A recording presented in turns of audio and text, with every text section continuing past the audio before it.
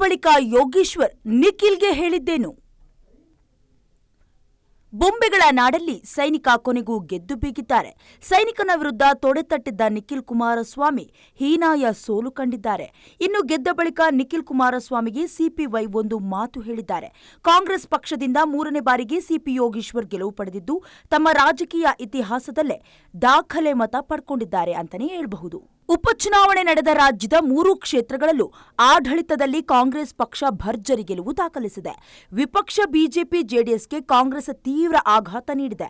ಅದರಲ್ಲೂ ಮಾಜಿ ಸಿಎಂ ಮಕ್ಕಳಿಗೆ ಹೀನಾಯ ಸೋಲಾಗಿದೆ. ಚನ್ನಪಟ್ಟಣ ನಗರ ಪ್ರದೇಶದಲ್ಲಿ ಭಾರೀ ಮುನ್ನಡೆ ಪಡೆದ ಯೋಗೇಶ್ವರ್ ಅವರು ಗ್ರಾಮೀಣ ಪ್ರದೇಶಗಳಲ್ಲೂ ಕಮಾಲ್ ಮಾಡಿದ್ದಾರೆ. ನಗರ ಪ್ರದೇಶ ಮುಗಿಸಿ ಮತ್ತೆ ಗ್ರಾಮಾಂತರ ಪ್ರದೇಶದಲ್ಲೂ ಯೋಗೇಶ್ವರ್ ಮುನ್ನಡೆ ಕಾಯ್ದುಕೊಂಡಿದ್ದು ನಗರ ಪ್ರದೇಶದ ಮತ ಎಣಿಕೆಯಿಂದ ನಿರಂತರ ಮುನ್ನಡೆ ಸಾಧಿಸುತ್ತಿದ್ದಾರೆ. ವಿಶೇಷ ಎಂದ್ರೆ ಈಗಾಗಲೇ ಚನ್ನಪಟ್ಟಣದಿಂದ 5 ಬಾರಿ ಗೆಲುವು ಪಡೆದುಕೊಂಡಿದ್ದ ಸಿಪಿ ಯೋಗೇಶ್ವರ್ ಅವರು ಒಮ್ಮೆಯೂ ಕೂಡ 85,000 ಮತಗಳಿಗಿಂತ ಹೆಚ್ಚು ಮತಗಳನ್ನು ಪಡೆದುಕೊಂಡಿರಲಿಲ್ಲ. ಆದರೆ ಈ ಬಾರಿ ಸಿಪಿವೈ 1 ಲಕ್ಷಕ್ಕೂ ಅಧಿಕ ಮತಗಳನ್ನು ಪಡ್ಕೊಂಡು ದಾಖಲೆಯನ್ನ ನಿರ್ಮಿಸಿದ್ದಾರೆ. ಅಲ್ಲದೆ ಕಾಂಗ್ರೆಸ್ ಪಕ್ಷದಿಂದ 3ನೇ ಬಾರಿಗೆ ಸಿಪಿ ಯೋಗೇಶ್ವರ್ ಗೆಲುವು ಪಡೆದಿದ್ದು ತಮ್ಮ ರಾಜಕೀಯ ಇತಿಹಾಸದಲ್ಲೇ ದಾಖಲೆ ಮತ ಪಡ್ಕೊಂಡಿದ್ದಾರೆ. 20ನೇ ಸುತ್ತಿನ ಮತ ಎಣಿಕೆಯ ಅಂತ್ಯದೊಂದಿಗೆ ಜೆಡಿಎಸ್ ಪಕ್ಷಕ್ಕೆ 87,031 ಮತ, ಕಾಂಗ್ರೆಸ್ ಪಕ್ಷಕ್ಕೆ 1,12,388 ಮತಗಳು ಸಿಕ್ಕಿದೆ. ಇದರೊಂದಿಗೆ ಅಂತಿಮವಾಗಿ ಯೋಗೇಶ್ವರ್ ಅವರಿಗೆ 25,357 ಮತಗಳ ಅಂತರದ ಗೆಲುವು ಸಿಕ್ಕಿದೆ. ಇನ್ನು ಇಡೀ ರಾಜ್ಯದ ನಿರೀಕ್ಷೆ ಹೆಚ್ಚಿಸಿದ ಚನ್ನಪಟ್ಟಣದಲ್ಲಿ ಸಿಪಿ ಯೋಗೇಶ್ವರ್ ದಿಗ್ವಿಜಯ ಸಾಧಿಸಿದ್ದಾರೆ.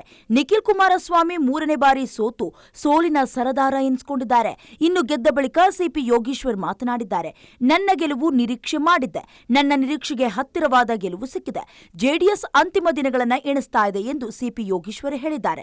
ನಿಖಿಲ್ ಕುಮಾರಸ್ವಾಮಿ 36 ವರ್ಷದ ಯುವಕ, 63 ವರ್ಷದವರ ತರ ಮಾತಾಡ್ತಾರೆ. ದೇವೇಗೌಡರ ಹೋರಾಟದಲ್ಲಿ ಸ್ವಾರ್ಥ ಇತ್ತು, ಕುಟುಂಬದವರನ್ನ ಬೆಳೆಸುವ ಸ್ವಾರ್ಥ ಇತ್ತು. ಅದು ವರ್ಕೌಟ್ ಆಗ್ಲಿಲ್ಲ. ನಿಖಿಲ್ಗೂ ಒಳ್ಳೆದಾಗ್ಲಿ ಅಂತ ಸಿಪಿ ಯೋಗೇಶ್ವರ್ ಹೇಳಿದ್ದಾರೆ. ಇದಕ್ಕೆ ಪ್ರಮುಖ ಕಾರಣ ಜೆಡಿಎಸ್ ಪಕ್ಷದ ಆತುರದ ನಿರ್ಧಾರ ಅಂದ್ರೆ ತಪ್ಪಾಗಲ್ಲ. ಇಲ್ಲ ಕುಮಾರಸ್ವಾಮಿಯವರ ಆತುರದ ನಿರ್ಧಾರವ ಅನ್ನುವ ಪ್ರಶ್ನೆ ಮೂಡುತ್ತೆ. ಯಾವುದೇ ಯೋಚನೆ ಮಾಡದೆ ಮಗನನ್ನ ಪದೇ ಪದೇ ಕಣಕ್ಕೆ ಇಳಿಸ್ತಾ ಇರೋದು ಸೋಲಿಗೆ ಪ್ರಮುಖ ಕಾರಣ ಅಂತ ಜನ ಮಾತನಾಡ್ಕೊಳ್ತಾ ಇದ್ದಾರೆ. ಎದುರಾಳಿಗಳ ತಲೆಯಲ್ಲಿ ಏನು ಯೋಚನೆ ಇದೆ ಅನ್ನೋದನ್ನ ಊಹಿಸಿಕೊಳ್ಳದೆ ಕುಟುಂಬದ ಪ್ರತಿಷ್ಠೆಗಾಗಿ ನಿಖಿಲ್ ಕುಮಾರಸ್ವಾಮಿಯನ್ನ ಬಲಿಪಶು ಮಾಡಲಾಯ್ತಾ ಅನ್ನೋ ಪ್ರಶ್ನೆ ಕೂಡ ಬರುತ್ತೆ. ಕುಮಾರಸ್ವಾಮಿ ಅವರಿಗೆ ಮಗನನ್ನ ಗೆಲ್ಲಿಸೋದೇ ಕುಮಾರಸ್ವಾಮಿಯವರ ಮಹತ್ತರ ಉದ್ದೇಶ ಅನ್ನೋದು ಇದರಿಂದಲೇ ಗೊತ್ತಾಗುತ್ತೆ. ಮಾಜಿ ಪಿಎಂ ದೇವೇಗೌಡರು ಮೊಮ್ಮಗನ ಭವಿಷ್ಯದ ಬಗ್ಗೆ ಸಿಕ್ಕಾಪಟ್ಟೆ ಟೆನ್ಷನ್ ಇದೆ. ಎಸ್, ಮಾಜಿ ಪ್ರಧಾನಿ ದೇವೇಗೌಡರು ಕೂಡ ನಿರ್ಧಾರ ತೆಗೆದುಕೊಳ್ಳೋದ್ರಲ್ಲಿ ಎಡವಿದ್ರ. ಮೊಮ್ಮಗನ ಭವಿಷ್ಯದ ಬಗ್ಗೆ ಹೆಚ್ಚು ಯೋಚಿಸಿ ಆತುರದ ನಿರ್ಧಾರ ತೆಗೆದುಕೊಂಡ್ರು ಅಂದ್ರೆ ತಪ್ಪಾಗೋದಿಲ್ಲ.